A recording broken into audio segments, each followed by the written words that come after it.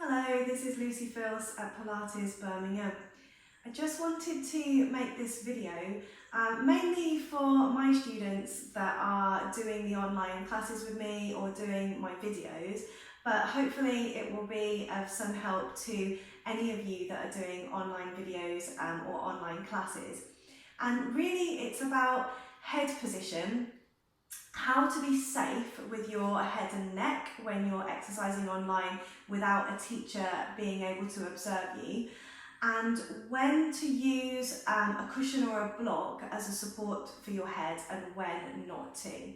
So ideally, what we want to create when we're lying down on the mat to do our Pilates exercise, when we're lying supine on our backs with our heads facing up towards the ceiling, we want to create a good postural alignment, and that postural alignment should be as a good postural alignment when we're standing. So if you imagine a good plumb line of postural alignment when you're standing, you've got a neutral pelvic position, your shoulder is in line with your hip, your knee and your ankle, and your head is drawing back, your neck is long, and the ear sits in line with the shoulder. So it's a good neutral position, which is a good postural alignment when we're standing. And we want to essentially create that when we're lying down on the mat. When I'm teaching my classes in person, pre-COVID-19, I would often come around and give certain people a block to put underneath their head. Now, the reasons why I give people a block when they're lying down is if the head is starting to tilt back. Usually the head will do that if the person's posture when they're standing is maybe slightly rounded in the shoulders with a slightly forward head position. I'm just exaggerating these positions so you can see it on the camera. It might not be that exaggerated in real life. But if the person's posture is slightly rounded with a slightly forward head, when they're lying down, the head will tend to tilt back and the chin will point up towards the ceiling. So I will give somebody a block underneath their head so that they would come into a good plumb line of postural alignment when they're lying down. So we'll have a look at that now from the lying down position and when to and when not to use a block as a support. So I'll just show you some of the blocks that you can generally buy on the market. This is usually known as a block. It's a little bit thinner and it's a lot bigger and it's more like a small pillow shape. These are my favourite ones personally to use for people to give them a head support. It's just about the right height and it's got a good surface area for you to put your head on. These are generally known as bricks because it's the size of a brick. These are more used in yoga practices and they're usually used for things like support between the knees, support underneath hips. You can use them for doing things in between your shoulders. So I wouldn't generally use this as a head support, but they're quite good for other things. These are sort of an in-between a brick and a block. They're generally used for similar kind of things. You can use them as a head support, you can use them under knees and hips and things like that. I find usually they're a little bit too thick for using underneath the head, and I find them just a little bit too big for doing some of the other support exercises with. I personally think these are the best things for doing like sitting, particularly if you're going to sit and meditate, or if you're just going to sit for a little while doing a supported seated practice. I find these are the best thing for that. So our posture lying down on the mat should be the same as that good plumb line posture when we're standing up. So when you're down on the mat, you've got your feet and knees at hip width, you've got your hip bones and your pubic bones sitting level, so we've got a natural curve in the spine. The rib cage is drawing down, the shoulders are resting back and down. So the head, we have the back of the head on the mat and we have the face parallel to the ceiling. It's a feeling like you're slightly bringing your chin down.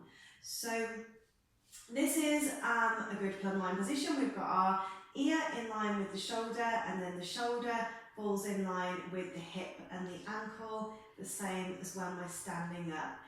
But like I said, when we come down onto the mat and we might have a slight forward head position with a rounded shoulder, the head tends to tilt back in this position, shoulders tend to sneak up as well. So I'm exaggerating it just for the purpose of the video. It might be less subtle than this, but that is the posture when I will generally come and give somebody a block to put under their head. So what happens when we use the block? It just gives us that little bit of a raise in the head so that we can bring our neck into a long position. We want to feel that there's all of this space in between the vertebrae in the neck, and that the face is parallel to the ceiling with the chin dipping in, and that the shoulders can just fall naturally back and down. So this is when to use a block and when not to use a block. Sometimes it's not as simple as that, because you might need a block for some exercises and not for others. So sometimes you might be totally okay down on the mat in a neutral position, doing some exercises, maybe a single leg circle, you might be totally fine. Exercises when we start to lift up both of the legs tend to make the back go into a little bit more of an arch. And if we're not holding the abdominal muscles correctly, we can start to take the strain in the upper body, and it can sometimes do this to the head, the neck and the shoulders. So of course we want to focus on working our abdominals to hold that position so that we can still maintain head and neck position, but everything works in stages. So sometimes on those postures, if you feel like you're tilting your head back and lifting the shoulders up, you can help yourself out by giving yourself a block for your head, so at least you're starting in a good place with your head whilst you work at strengthening the abdominals to maintain these exercises where particularly we've got both legs raised. The other exercises which I notice it particularly does it for as well is anything where we're going into a straighter leg position tends to again put that strain on the neck and the shoulders.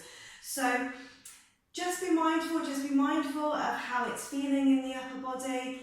Notice where your eye gaze is. If you start to feel like you're looking behind you, slightly behind you, you know that you're getting that head tilt, and then that's the cue to pop something underneath your head.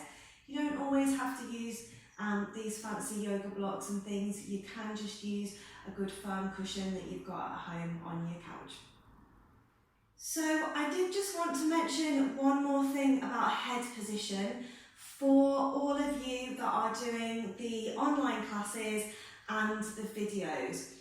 I've started to notice that because we're maybe looking at a device which might be here, or a device that might be down here, an iPad, a laptop, a phone, whatever you might be using, some of you are maybe looking at the phone and doing the exercises like this, or sort of looking down at your device and doing an exercise like this.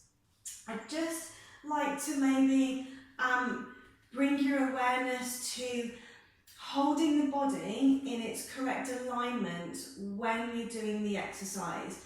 So maybe it's worth just thinking about looking at your device, even just rolling onto your side or just propping yourself up, watching the exercise as a demonstration, and then when you know what you're doing, when you've watched the demonstration, you can then bring yourself into posture and do the exercise from there, whatever the exercise might be, and you're holding that correct head position, neck in line with the spine, you've got your face parallel to the ceiling, your shoulders resting back and down. And if you forget what you're doing, or if I'm progressing it on, then pop your feet down, relax, Check out what I'm doing wherever you might be looking, if you're looking down here, wherever your device is. Check out what I'm doing and then move your head back and then carry on with the exercise. Just think we can get into habits where we're doing an exercise with a head in a certain position, and overall this is not going to benefit the practice, it's not going to benefit your alignment, and particularly if you get any pain in the neck, the shoulders, the upper back, it's not going to benefit you there either. So just bearing that in mind, watch the demonstration, take in what you're doing, bring yourself into alignment, do the exercise. If you forget, stop, pause, rest, feet down, look again, bring yourself back and start again. So if you enjoyed the content in this video, you can click up here to see a playlist of all of my other videos, and if you click up here you can subscribe to my channel, and remember to click the bell icon and then you'll get notifications when I release new videos. Thank you so much for watching, I'll see you again.